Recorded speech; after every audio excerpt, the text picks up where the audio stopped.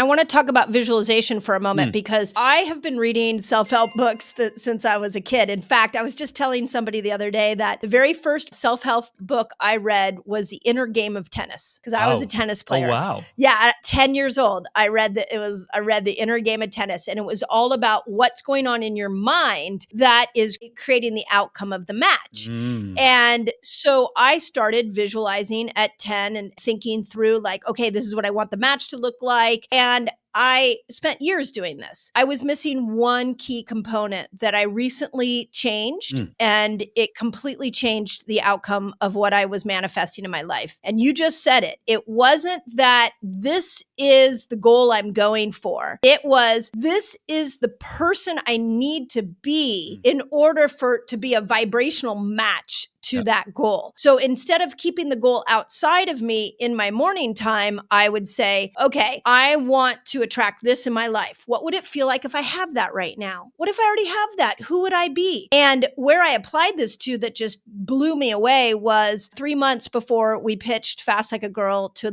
all the publishers. Every single morning I sat and did a visualization. It was actually a Joe Dispenza visualization. Oh, wow. And he says, who do you have to be to attract this goal and what do you need to let go of? I had a very specific number of what I wanted as an advance for Fast Like a Girl. And it was way bigger than I had ever received in my life. Yeah. And do you know when Hay House gave me the deal? It was that exact number. Wow. So I want to make sure, this is why I wanted to bring you back, because the morning is magic. There's so much there, but I love the savers idea on the V. We got to make sure that we are saying, would it feel like today? And the morning is an incredible time to go, okay, let's say I want a new house or I want to raise at work. When you're in that morning time, and I'm curious if you do this, could you ask yourself, how would I operate? How would I think? How would I act to others if I already had that? So that we don't keep it separate from ourselves. I'm going to get very tactical right now. And what you just said would be another layer. To me, that'd be almost step 3 on the 2-step process that I teach in the book, right? So in the new Miracle Morning edition, so step 1 is visualize your ideal outcome with emotion. So that's not to be discounted, because what that does is when you see what you want and you really you see it vividly, you get excited about it, right? That fuels the fire to make it a reality. But here's the problem. If you leave it at that, it's actually counterproductive, because you're tricking your subconscious into thinking that it's a foregone conclusion independent of any effort on your part, right? You just go, your brain goes, oh yeah, it's going to happen. It's going to happen. Well, how do you know it's going to happen? Oh, I've visualized it. Well, what do you do beyond that? I've seen it so clearly, I just know, right? So the second step in visualization to me is the most important part. And I'm going to share with you a real life example of how this worked for me. So it's to visualize yourself doing the thing you need to do today. Picking up the phone to make cold calls, opening your laptop and typing on it to write the book that you're writing, right? Or even engaging with your family in a loving, playful way. It's mentally rehearsing the thing you need to do today, and then while doing it in a peak state. So here's the example. When I started doing my Miracle Morning, I started asking myself, what does level 10 success look like in every area of my life? Meaning, on a scale of 1 to 10, what would my level 10 fitness be? My level 10 finances? My level 10 relationships? My level 10, mental health? Like, what would my personal growth? Level 10 in every area. And I started setting what I called level 10 goals. So in fitness, I had 2 friends that had run 52-mile ultra marathons. I hated running. I still hate running, in fact. And so one of my friends had asked me to do a marathon with him. I was like, nah, I'm not a runner. I've never run more than a mile in high school PE class, and I hated it. So I'm not going to run. I couldn't even imagine running 26, a normal marathon, let alone 52. But I then went, when I was setting the goals, wait a minute, my friend that asked me to run that ultra marathon, that would be a level 10 goal. Now, I was really naive. I should have started smaller, but whatever.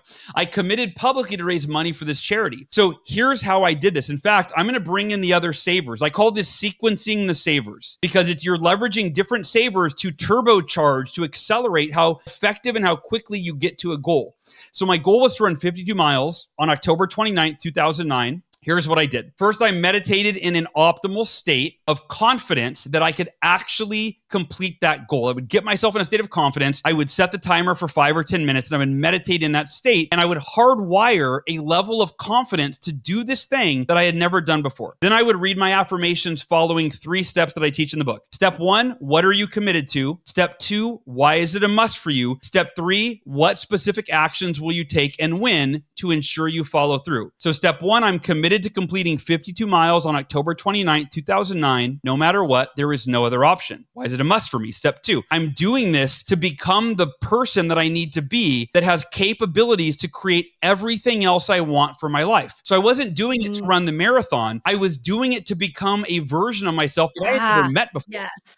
And then step 3, Yes. which actions will you take and when? I will read the book, and that was part of my reading. The R in Savers is reading. I will read the Non-Runner's Marathon Trainer, and I will follow the training plan to a T in order to prepare myself to run the ultra marathon. That was the affirmations part. Now the visualization part. I printed off the finish line of the specific marathon that I'd be running so I could see it. I would close my eyes, but I'd only spend about a minute. Like, this is how well-meaning self-help gurus teach visualization. That was only a minute of the practice. It was like, okay, I see the finish line. How will it feel to have 52 completed miles behind me? That's going to be incredible. And I would just sit in that state. But the most important part was the second step in visualization. I would visualize seeing through my own eyes, by the way. This is important. I get this question a lot. Do you see yourself like a movie where you're watching yourself from like another camera? Or do you see through your own eyes? No, it's seeing through your own eyes. And I would visualize my cell phone going off at 7 a.m. on my coffee table right in front of me where I was doing the Miracle Morning, because that's when I committed to run. And I would visualize picking it up and turning it off, not snoozing, not procrastinating. No,